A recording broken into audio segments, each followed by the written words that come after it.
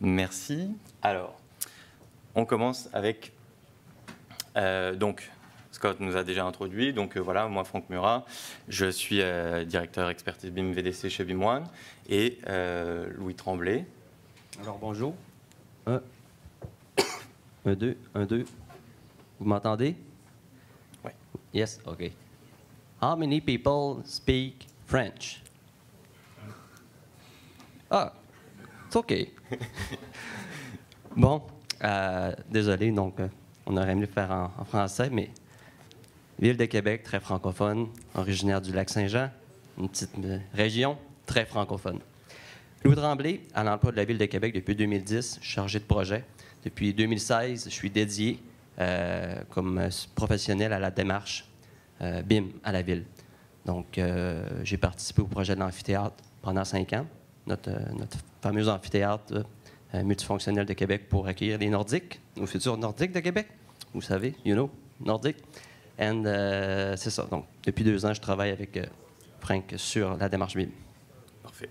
Donc, ce qu'on va vous présenter aujourd'hui, c'est vraiment toute la démarche d'intégration des pratiques d'affaires par la transition numérique. Évidemment, il n'y a pas que nous deux qui travaillons là-dessus.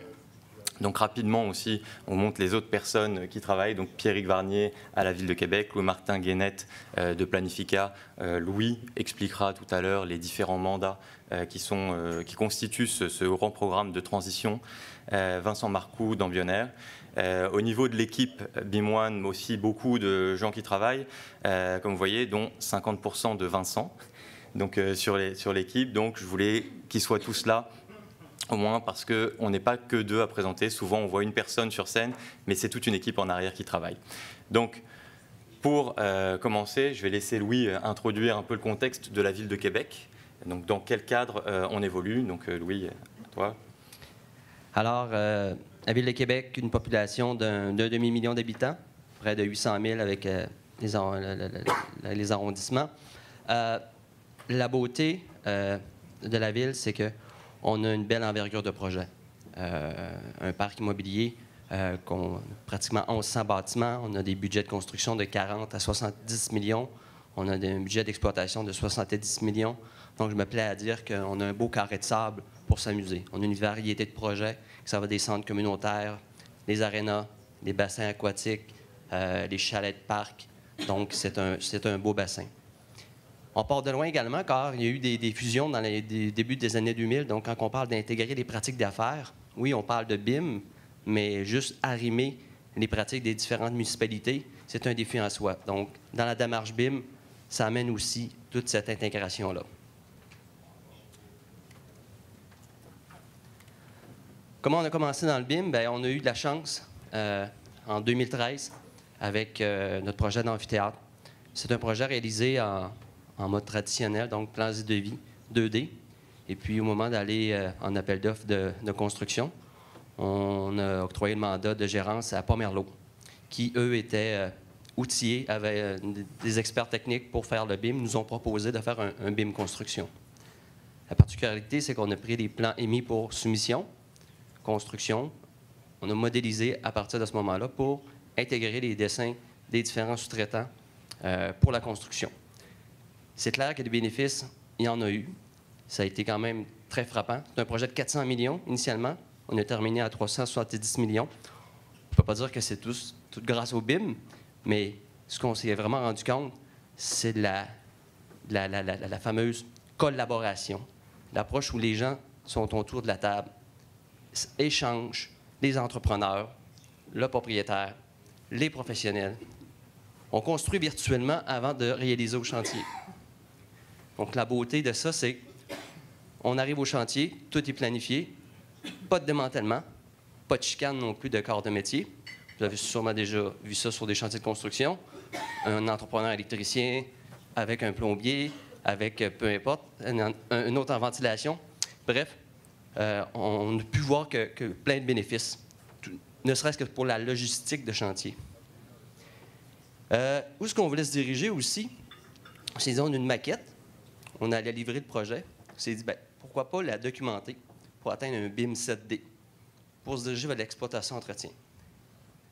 Pour éviter justement ce qu'on voit à l'écran, la panoplie de documentation qu'on se fait remettre à la fin d'un chantier, papier, clé USB, de l'amener sous forme numérique.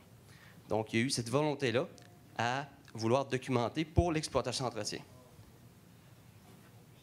C'est ce qui nous a amené aussi par la suite. On a livré le projet, on a eu quand même eu des différents défis.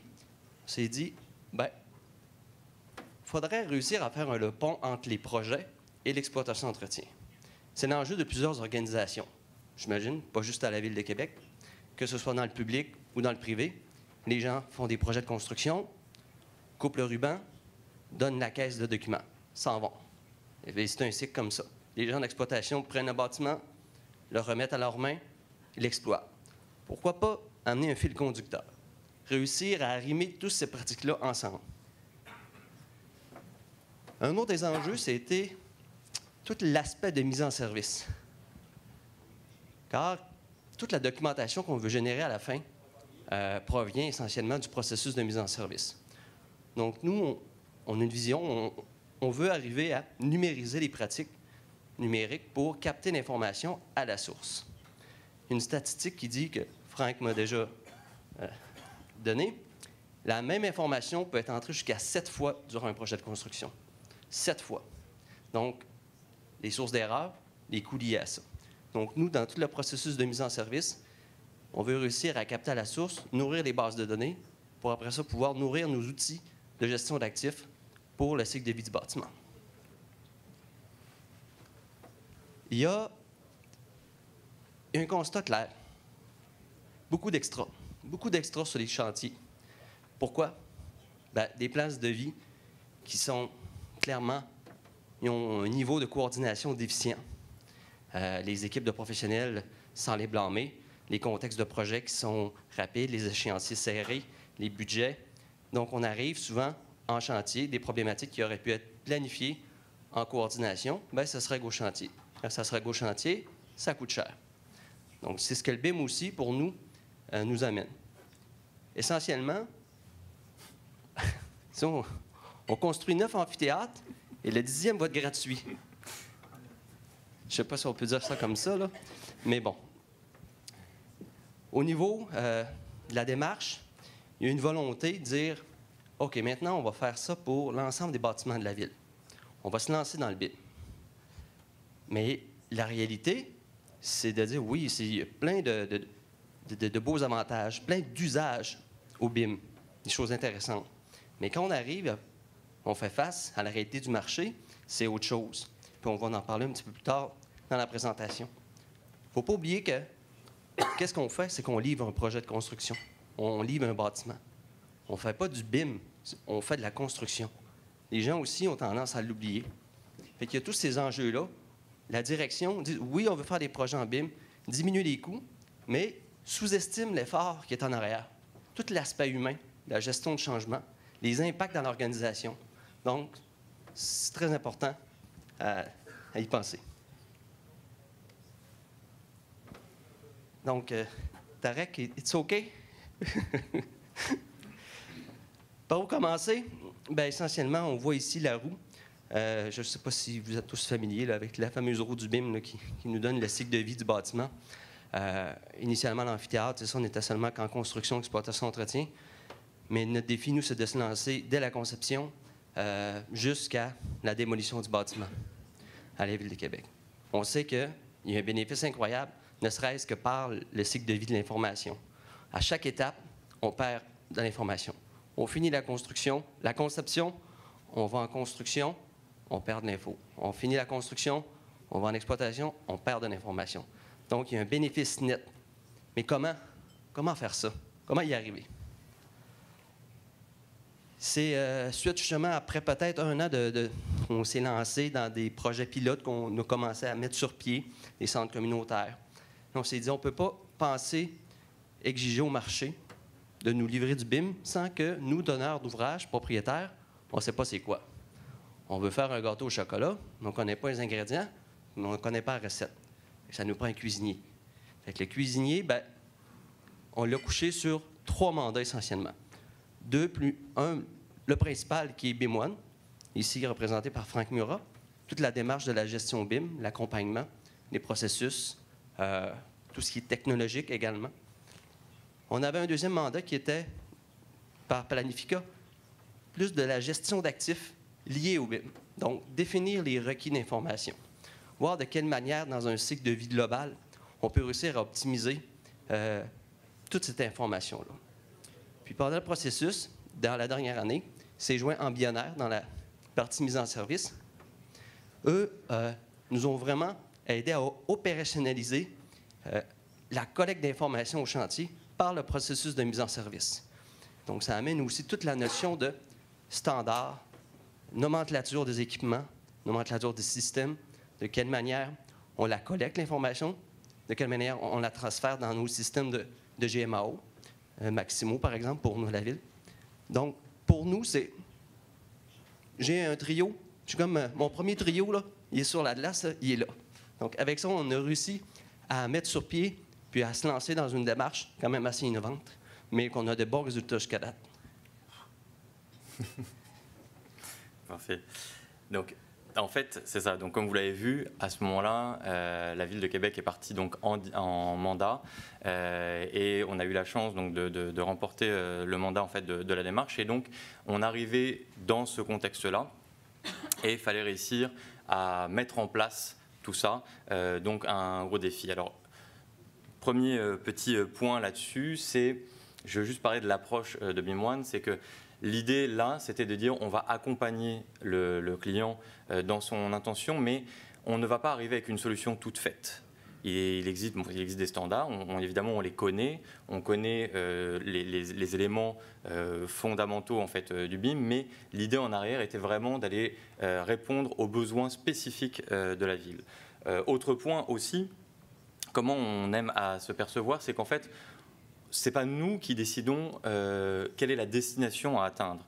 On va vraiment amener, là en l'occurrence Louis, la ville, dans une réflexion pour savoir jusqu'où ils veulent se rendre. Puis notre rôle, en fait, va être de les accompagner au mieux et de proposer en fait, des solutions, des cheminements possibles pour se rendre jusqu'au but. Puis on sait qu'il va y avoir des écueils, il va y avoir des problèmes sur le trajet, mais on va toujours redonner d'autres directions pour pouvoir arriver au but. Donc l'idée, c'était vraiment de dire on va faire un travail sur mesure et pas juste arriver avec on a déjà fait ça ailleurs, on fait un copier-coller, puis ça va fonctionner pour vous.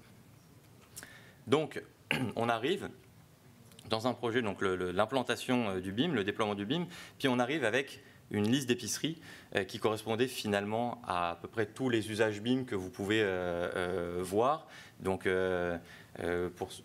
oui. En tant que client, je les voulais tous, toute la gang. Mais Franck m'a vite rassuré de dire « Louis, calme-toi, Louis, calme-toi ». Non, mais c'est ça, c'est que à terme, oui, évidemment, on va essayer de se rendre jusque-là, mais il faut évidemment démarrer quand même correctement. Donc, non seulement il y avait cette vision-là, ces objectifs-là assez élevés, mais en plus, évidemment, on avait 2 projets à ce moment-là, plus 1, etc., plus 7 projets de front à faire avancer, donc à encadrer les professionnels avec surtout le processus. Oui, si je peux me permettre, la raison pourquoi on s'est ramassé à 7 projets, c'est initialement on avait 2 projets pilotes, les 2 centres communautaires. Puis la direction s'est dit, bon, on se lance dans un grand virage. Il ne faut pas penser, il faut éviter de créer des clans. Les gens qui font du BIM et les gens qui font des projets traditionnels. Il faut briser cette pensée-là, sinon c'est voué à l'échec. Donc, dorénavant, on va tout faire nos projets en BIM. Pas de problème. J'ai dit, Frank, on y va. Mais... Donc on a embarqué. On a embarqué, mais quand même, on s'est quand même permis de dire, ça nous prend un temps de réflexion. On ne peut pas se lancer comme ça, puis juste dire, ça va bien aller, on va encadrer tout le monde.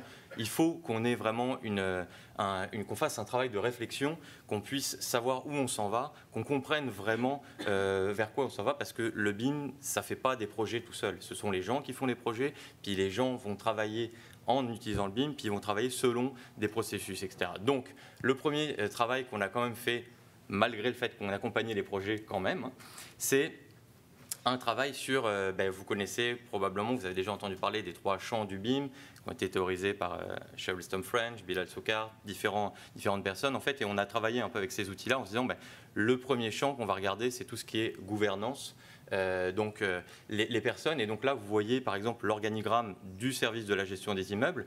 Donc il a fallu démêler toutes les relations qu'il y avait entre tous ces intervenants-là, comprendre qui est impliqué à quelle phase du projet, quelles sont les relations entre les différents intervenants. Évidemment, ce service-là s'inclut dans un autre organigramme encore plus général de la ville de Québec. C'est une ville, il y a beaucoup de services, donc comprendre qui va avoir besoin de quelle information à quel moment, qui approuve les évolutions, etc., etc. Plus prendre en compte toutes les parties prenantes dans le cadre des projets. Donc, tous les gens qui vont avoir à un moment ou à un autre à participer de plus ou moins loin dans le projet, mais il fallait qu'on puisse bien cerner tout ça. On a fait des entrevues de maturité, des entrevues de processus. On y arrive justement au niveau des processus. Oui, tu vas ajouter de quoi? Donc, pour les gens qui pensent que le BIM, c'est seulement pour les professionnels, les architectes, les ingénieurs, c'est faux.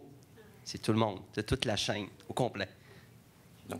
Donc c'est ça. Donc il y a eu un gros travail qui a été fait là-dessus dès le début. Ensuite, évidemment, on a basé toute notre réflexion sur les processus. Si vous voulez innover, si vous voulez vraiment apporter un changement durable, il faut que ce soit une amélioration. On ne peut pas changer juste avec une technologie. Oui, ça va durer. Au début, il va y avoir un engouement. Puis on connaît la courbe du hype de Gartner, par exemple. Il va y avoir un engouement, il va y avoir des attentes démesurées.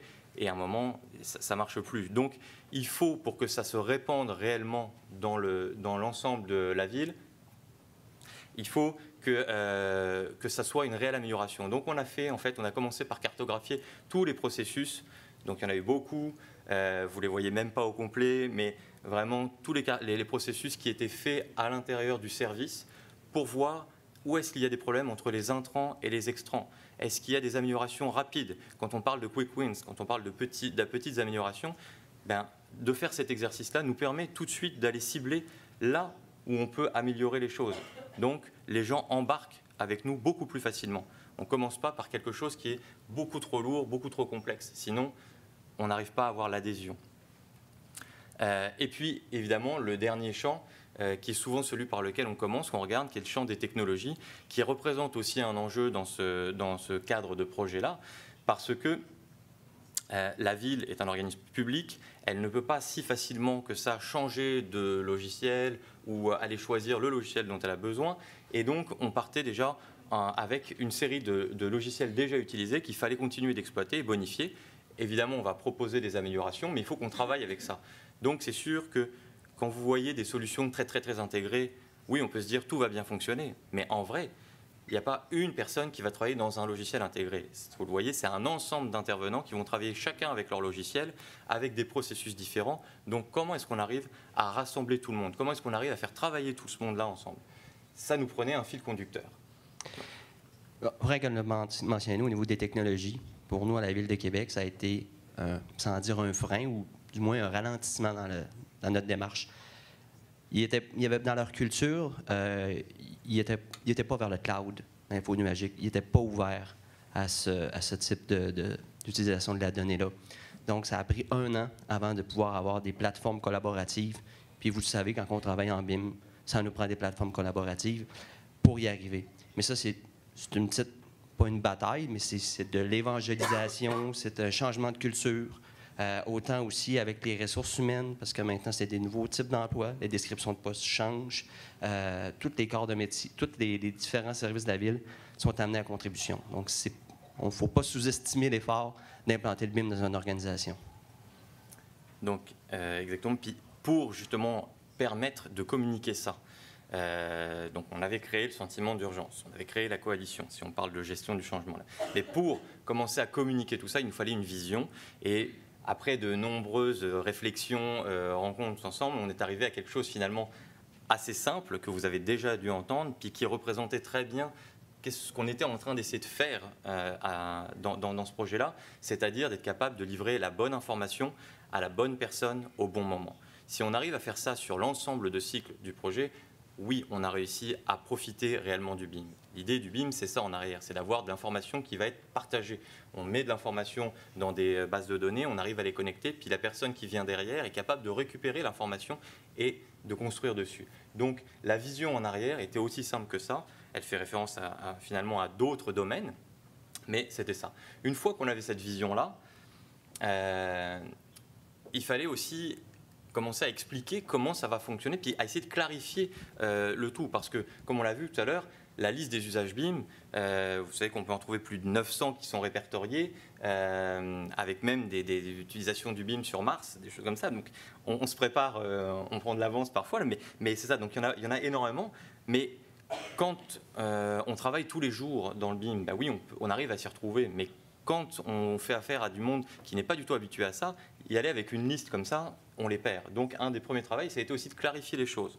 Donc on a fait en fait des outils comme ce qu'on a appelé le BIM Use History, où en fait on va juste essayer de montrer des relations de causalité ou des relations en fait de intrant-extrant. C'est quoi la base? Quel usage va permettre de passer à l'usage suivant?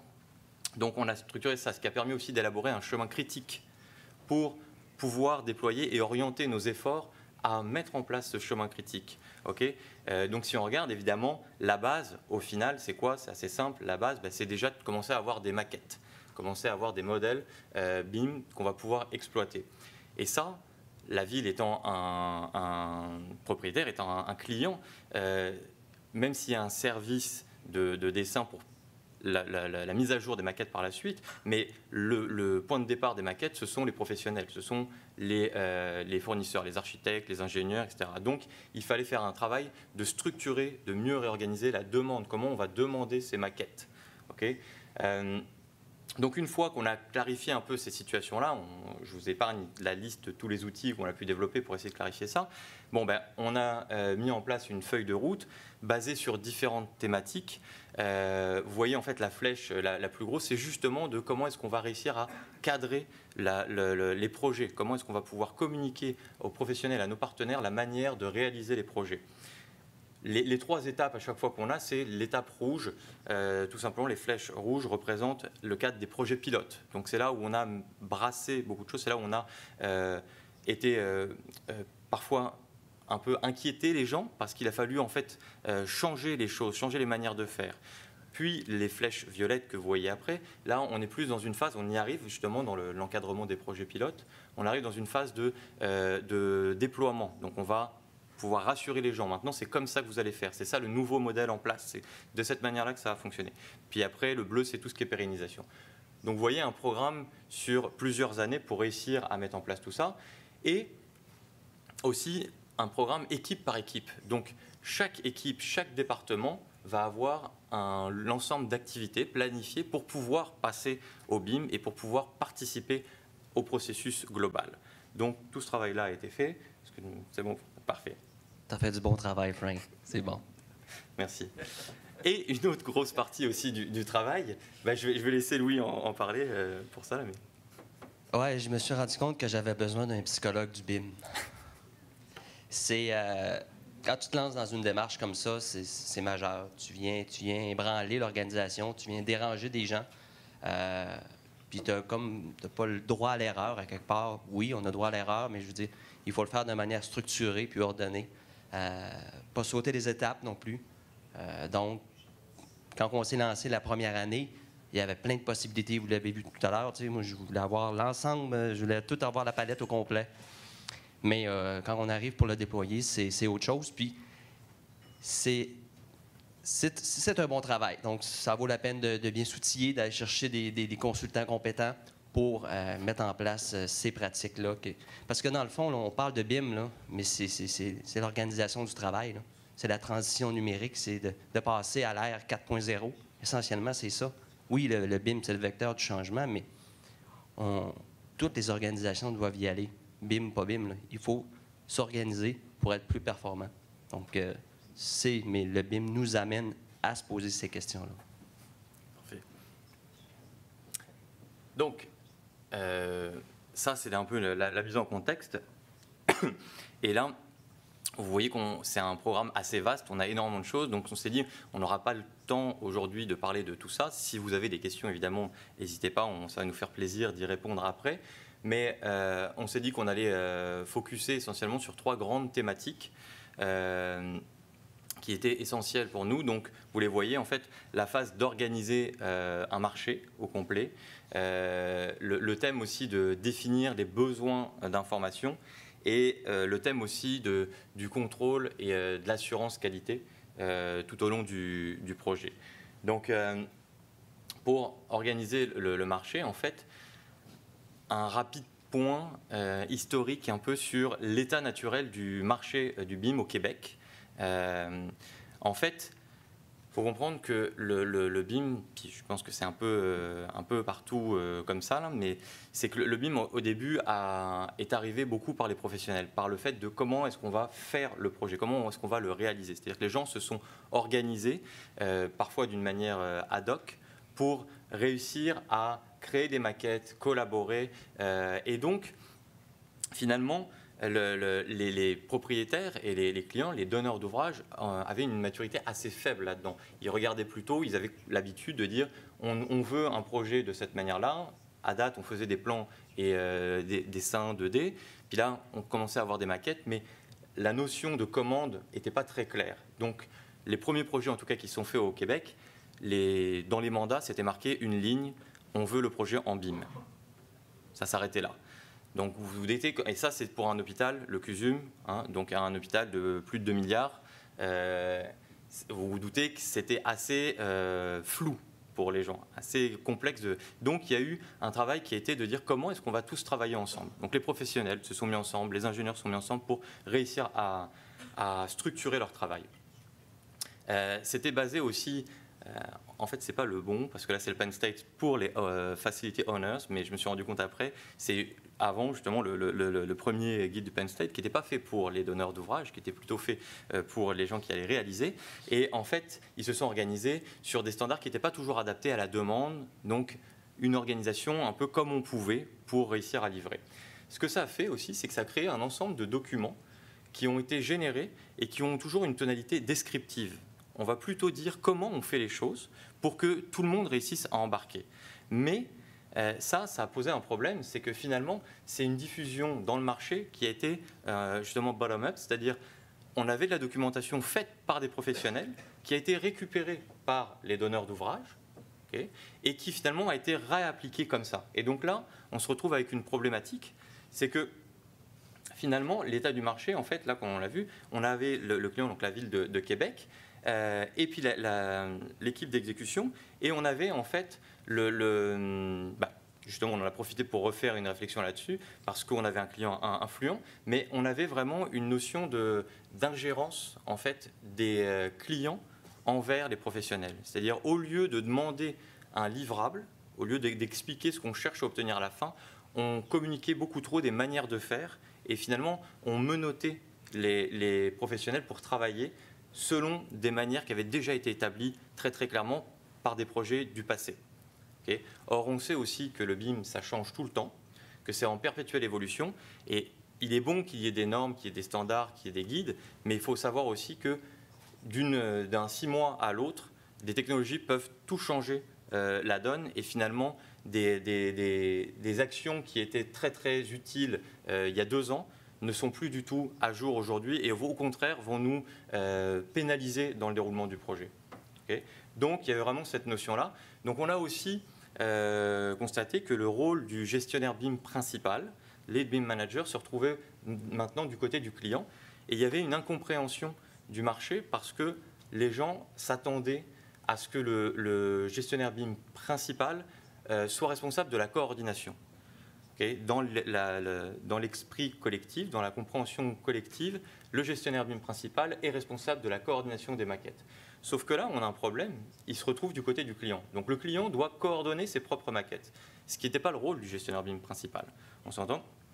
Donc, on a vraiment travaillé à rechanger ça en disant ben non, le gestionnaire BIM principal, il va y avoir un en conception, un en construction, pour que le marché comprenne mieux que la coordination reste dans la cour des professionnels.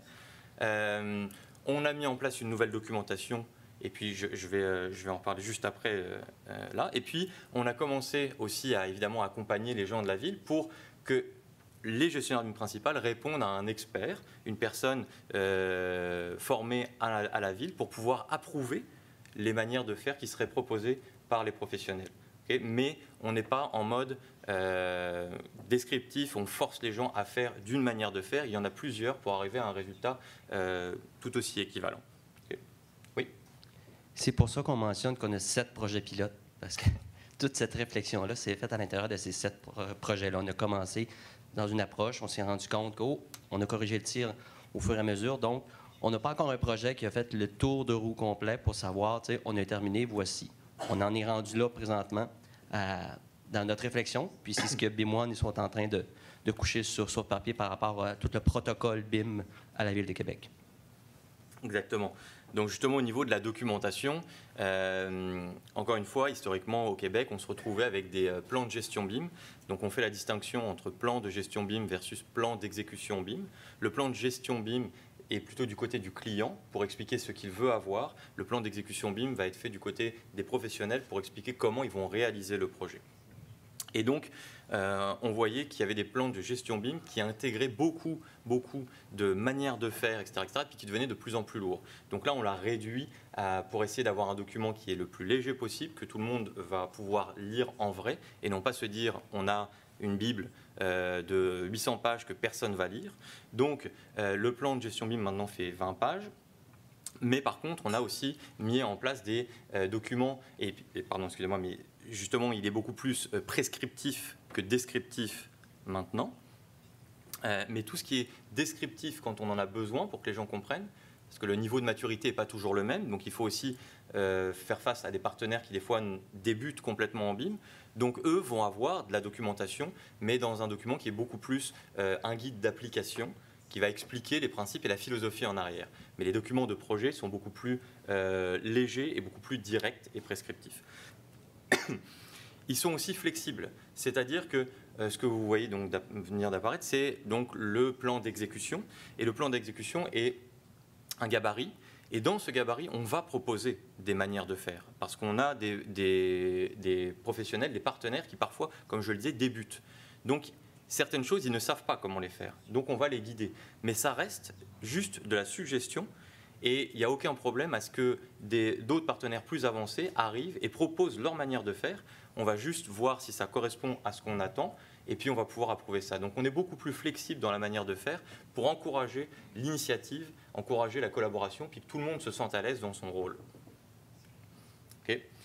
Justement, ça a amené quand même évidemment de la difficulté. Comme disait Louis tout à l'heure, on avait des gros enjeux parce qu'on avait ces 7 projets-là. Donc là, vous voyez en fait les échéanciers qui se superposaient quand même beaucoup, et donc avec de la documentation qui devait changer. Donc il y avait toujours la question de la rétroaction.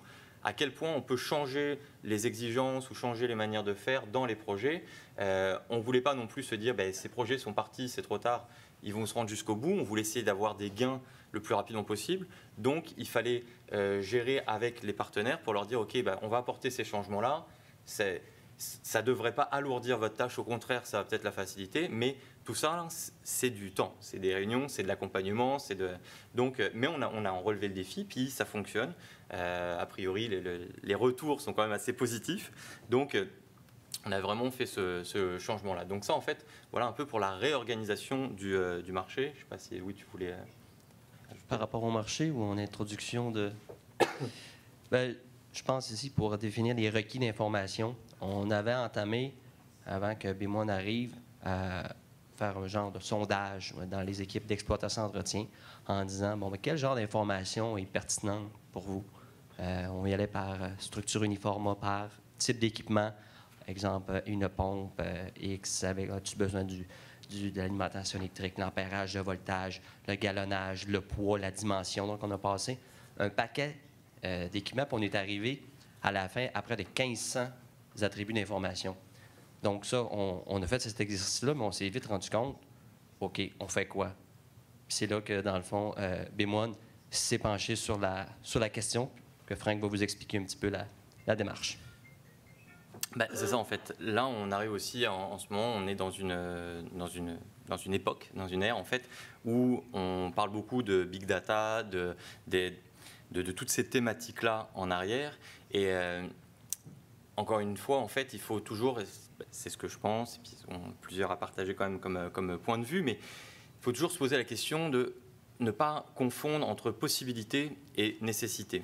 C'est-à-dire que oui, on est dans une ère d'informatique, de base de données, on est capable potentiellement de tout mettre dans une base de données, puis de tout exploiter à travers des bases de données. Ça, c'est les principes essentiellement. Mais on s'entend qu'en arrière des bases de données, il y a toujours des humains qui travaillent, il y a toujours énormément de contrôle en arrière. Et donc là, l'idée, c'était de se dire, ben oui, on veut réussir à améliorer le système en place, mais c'était quoi les problématiques qu'on avait? C'était, on n'est pas capable de retrouver la documentation. On n'est pas capable de conserver toute l'information parce qu'on a des classeurs papier, comme le disait Louis au début, on a des grandes armoires partout avec des fiches qui traînent, puis on est multisite, okay, donc partout dans la ville, donc on avait cette problématique-là, mais en même temps les gens travaillent avec ça, mais c'est juste qu'ils ont du mal à s'y retrouver. Et donc là l'idée c'était de se dire à quel point on démarre par dire tout ce qui est dans le papier en fait, tout ce qui est dans les fiches techniques, dans tout ça qui viennent aussi de différentes parties prenantes. Ce n'est pas toujours une seule même personne qui va générer cette information. Donc, on va tout retrouver sous forme de base de données. Et je sais que ça peut paraître étrange de dire ça parce que je suis dans le BIM et que aujourd'hui, c'est vraiment ça qui est véhiculé, le fait de dire on va tout avoir dans la machine, puis vous allez faire de l'intelligence d'affaires sur chaque paramètre, sur chaque champ. À n'importe quel moment, vous allez pouvoir savoir combien j'ai de pompes qui font tant d'ampérage. Mais quelle est la valeur ajoutée de ça ? Il y a une question à se poser en arrière, parce que sinon, on se retrouve avec une somme d'informations. Puis vous savez, quand vous avez une armoire pas bien rangée, c'est compliqué, mais on arrive à se retrouver. Quand vous avez une base de données pas bien rangée, pour réussir à s'y retrouver, c'est beaucoup plus complexe. C'est très virtuel, on touche rien, c'est intangible, donc c'est extrêmement complexe. Donc il y a cette notion-là de passer du tout au tout, c'est beaucoup d'efforts. Donc on a posé la question de la notion d'exhaustivité versus la notion de frugalité de l'information. À quel point est-ce qu'on veut tout ramasser, tout prendre, versus l'information critique qui va nous être utile. Okay, donc il y a eu vraiment cet exercice-là qui a été fait, puis c'est pas évident. Comme je vous dis aussi, les gens peuvent avoir l'impression que c'est à l'inverse du courant actuel, mais ça ne veut pas dire qu'on s'arrêtera là, mais ça veut juste dire qu'on sait par quoi on commence. Donc, comme je le disais, quand on est exhaustif, c'est beaucoup de travail pour faire de la collecte, c'est souvent beaucoup de ressaisie, mine de rien, parce que les fiches techniques arrivent des fabricants dans des formats PDF, avec de l'information là-dedans. Si vous voulez la rentrer dans la base de données, il y a une personne qui reprend cette fiche technique, okay, puis qui la rentre dans la base de données. C'est peut-être pas le client, mais ça se fait du côté des entrepreneurs spécialisés, ça se fait quelque part. Donc, il y a un risque d'erreur. Il y a un humain qui est en train de prendre ça, puis qui est en train de la rentrer dans votre base de données. Donc finalement, vous avez une information qui normalement est validée par le fabricant, mais vous êtes en train de remettre une couche possiblement d'erreur, parce qu'il y a quelqu'un qui refait de la ressaisie là-dedans. Vous allez avoir votre base de données structurée, mais il va falloir contrôler cette qualité-là. Donc, on a du travail en plus, versus la frugalité, où quand on identifie juste l'information critique, c'est beaucoup plus facile de savoir est-ce qu'on va avoir la bonne information à la fin, on va pouvoir la contrôler beaucoup plus facilement. Évidemment, il y a un coût à ça aussi, parce que comme je vous l'ai dit, il y a du travail pour aller structurer tout ça. Comme ça ne se fait pas de manière automatique, ça va peut-être arriver. Mais pour l'instant, ça ne se fait pas encore de manière automatique. Donc, ça représente des coûts, ça représente des défis de fonctionner de cette manière-là, là où quand on va chercher, encore une fois, l'information essentielle, on diminue en fait ce coût de travail. Même principe aussi, vous comprenez le principe, où beaucoup de personnes vont être impliquées dans ce processus-là versus une personne. On s'entend, ce ne sera jamais une seule personne qui va gérer le tout. Hein, je pense que Louis, voilà, on s'entend, mais c'est juste le principe, vous comprenez le principe tout simplement de dire combien d'efforts vont être en arrière de cette demande-là pour quelle valeur ajoutée à la fin. Donc, en l'occurrence, le travail qui a été fait... oui, mais même encore une fois, c'est ça aussi, c'est que plus on... je pourrais décliner encore beaucoup comme ça, mais l'idée aussi, c'est de se dire... Quand on cherche à tout avoir, d'un seul coup, c'est beaucoup plus difficile d'avoir. Vous avez plein de petites cibles un peu partout. Imaginez, c'est beaucoup plus difficile de taper dans le mille quand vous êtes dispersé comme ça que quand vous avez identifié tout de suite des objectifs clairs et précis et vous savez exactement ce que vous demandez. C'est interprétable par un humain, c'est contrôlable aussi. La machine va nous aider à le faire, mais c'est du moins pour démarrer, c'est beaucoup plus simple et beaucoup plus pertinent de démarrer de cette manière-là. Donc, on a fait ce travail-là pour aller dire quelles sont les informations essentielles. Et finalement, comme le disait Louis tantôt, on est passé de 1500 attributs.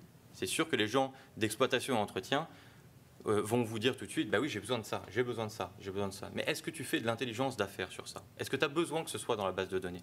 Si on est capable en tout temps de te dire, quand tu cherches l'information, tu vas voir un objet, tu cliques sur l'objet dans la maquette, ou tu scannes, puis tu tombes sur la fiche technique directement, où tu vas retrouver l'information, est-ce que finalement tu arrives à ton but? Eh bien oui, pour la majorité du monde qui était en train de travailler, ça leur convient.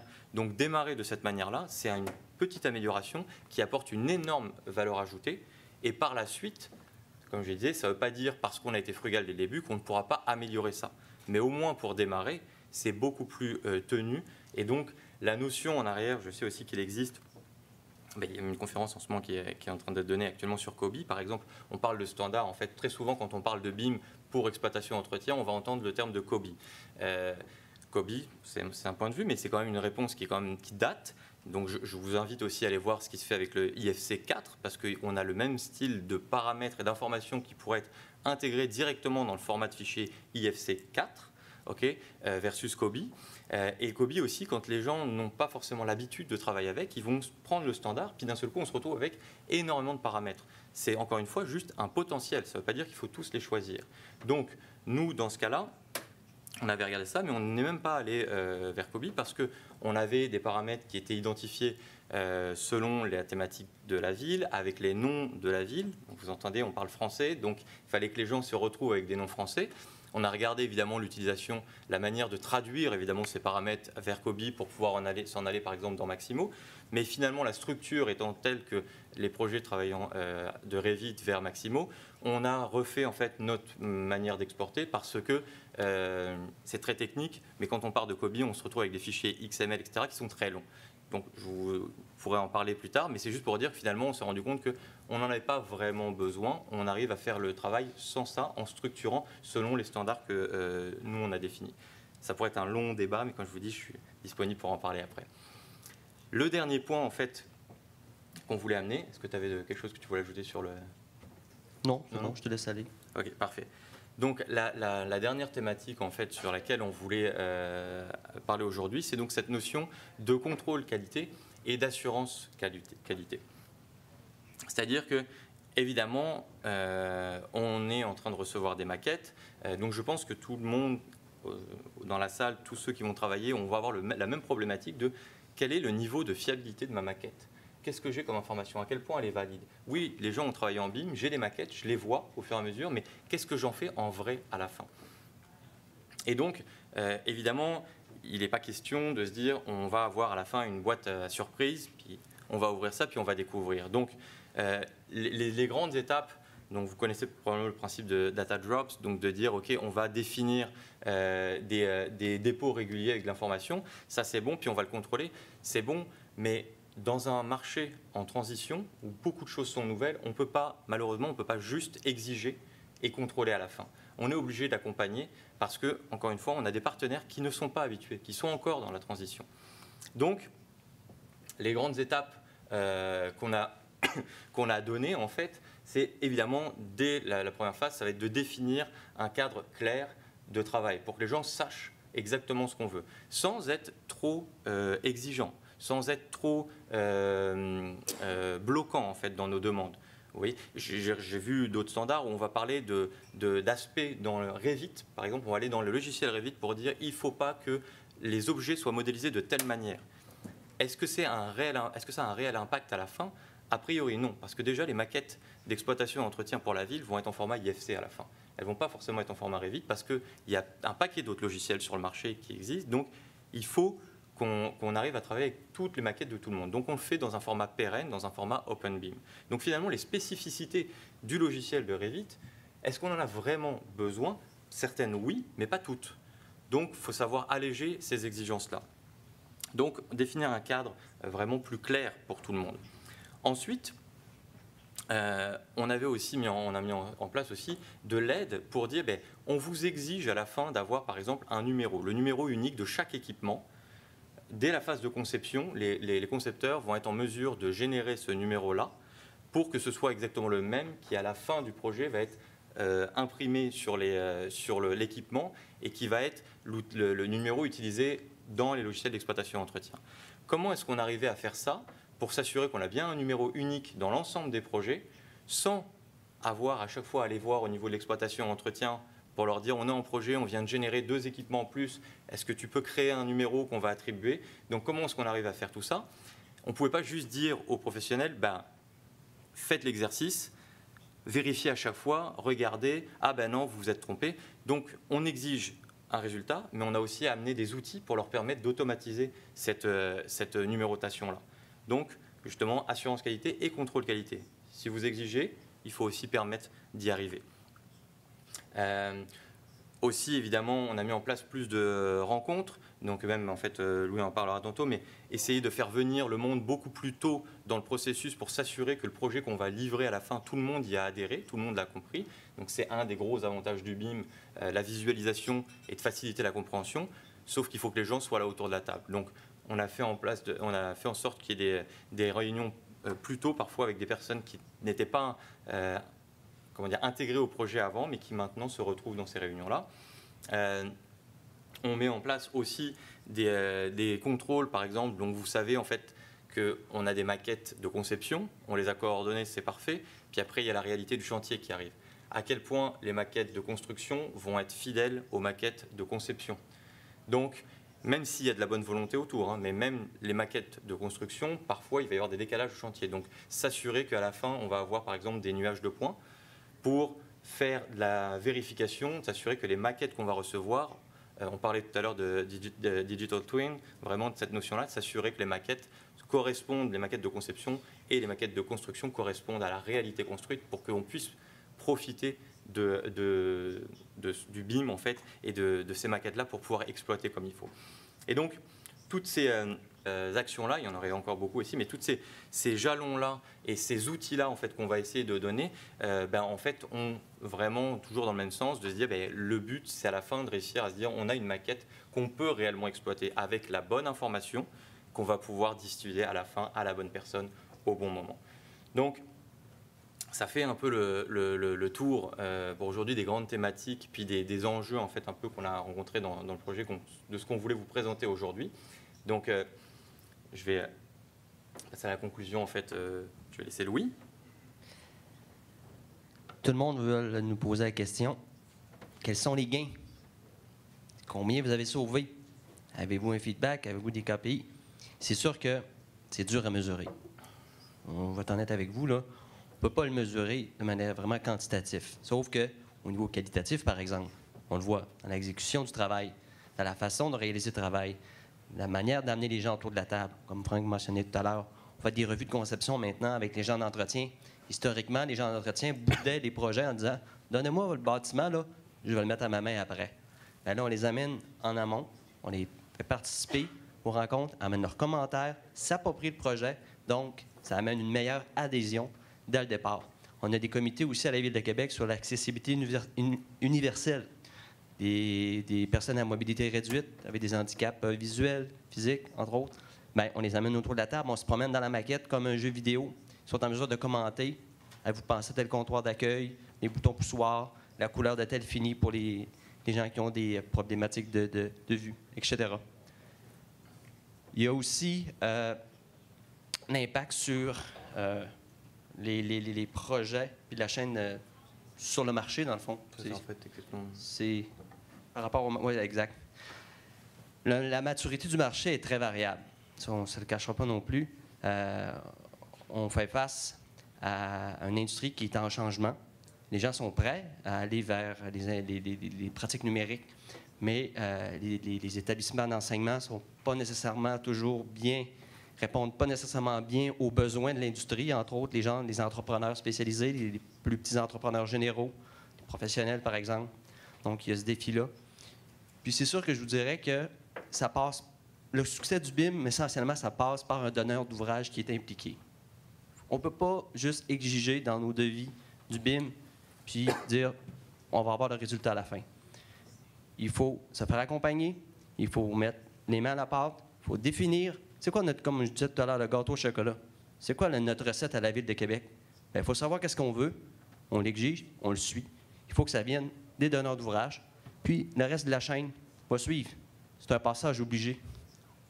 L'industrie 4.0, le virage numérique, toutes les sphères d'activité, on est rendu là. Puis si justement, avec l'ouverture des marchés mondiaux, si on ne veut pas se faire damer le pion par les sociétés étrangères, bien, c'est à nous de s'organiser pour devenir plus efficaces et performants. L'autre point aussi que j'ai ajouté, mais justement, on le voit aussi directement sur les projets.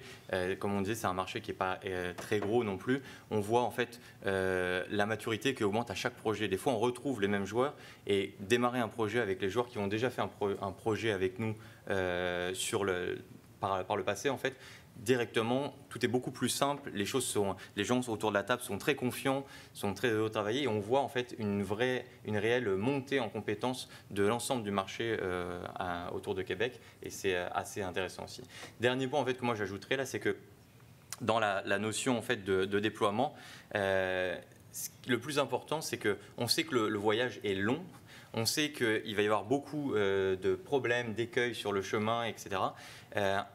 Une des choses qui est importante, ce qu'on montrait au début, c'est vraiment le travail sur la vision, le travail sur les processus, tout ce travail-là de bien comprendre, de faire une sorte d'introspection de comment on travaille, qui on est, c'est pas mal la clé pour s'assurer que chaque petit pas qu'on va faire ne nous mène pas dans un cul-de-sac à un moment et qu'on va toujours pouvoir améliorer pour pouvoir se continuer en fait à progresser. Donc ça, c'est vraiment, si j'avais un conseil à donner, c'est vraiment tout ce travail-là, ne pas négliger ça. Souvent, on l'oublie, on dit on veut partir avec des technologies, puis on oublie ça, et c'est un des facteurs de succès à mon sens. Donc voilà pour la présentation. Donc on espère probablement qu'on va continuer les améliorations, puis qu'on aura des nouveautés à venir vous présenter plus tard. Mais maintenant, s'il y a des questions, je ne sais pas si vous avez des questions par rapport à ce qu'on vient de présenter. Je m'excuse, il faut que je le demande en anglais aussi. Aucun problème. I'd just embarrass myself trying to talk technical in French. Could you talk a little bit more about your relationship with Planifica and how you determined that the asset management use cases were such that the product that BIM1 prepared was used and continued to remain relevant throughout the operations and maintenance? Specifically, what I'm talking about is at what point was the asset management interface developed, or is it yet, and how closely you guys work together on that? Pour la relation avec Planifica, avant que BIM1 arrive, ça faisait déjà 1 an et demi que je travaillais avec Planifica, justement sur toute la culture de la gestion d'actifs, parce que c'est aussi une question de culture, là. Les organisations sont habituées de travailler en silo, mais la gestion d'actifs, on s'entend, c'est tout le cycle de vie du bâtiment. Donc, par le projet de l'amphithéâtre, on a essayé d'amener cette culture-là avec un plan de gestion d'information documenté. Donc, le travail était entamé. Parce qu'on est arrivé en BIM, pour ce qui est de l'exploitation-entretien, BIM1 ont arrivé dans le portrait pour opérationnaliser toute cette pensée-là qui avait débuté, puis de venir peaufiner la réflexion, puis aller vraiment, comme on disait tout à l'heure, s'assurer d'aller chercher la bonne information, puis de mesurer les efforts aussi après qu'il peut y avoir pour mettre à jour cette information-là. Donc, la relation avec Planifica est beaucoup plus au niveau global gestion d'actifs, puis le rôle de BIM1 est vraiment la mise en place et l'opérationnalisation des pratiques. Puis, je pourrais ajouter aussi, c'est que actuellement, à la ville, le service en fait, qui est plus au niveau exploitation et entretien est pas encore intégré complètement dans le projet. Il voit venir ça. Et nous, en fait, on est arrivé pour dire, essentiellement, à la base, notre mandat, c'était conception-construction. Okay, donc, encadrer ça.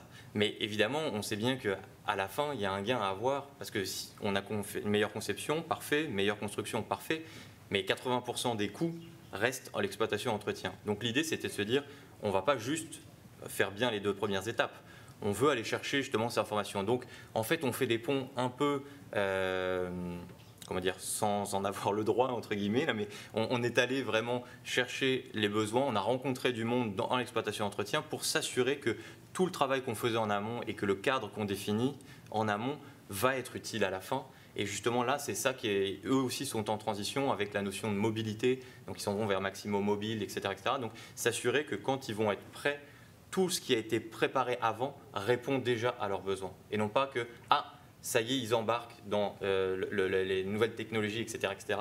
Et maintenant, il faut faire tout le travail et tout changer ce qui se passait en amont. Donc c'est vraiment comme ça, en fait, de manière proactive qu'on est allé les intégrer et qu'ils viennent participer avec nous dans les rencontres pour travailler ensemble là-dessus.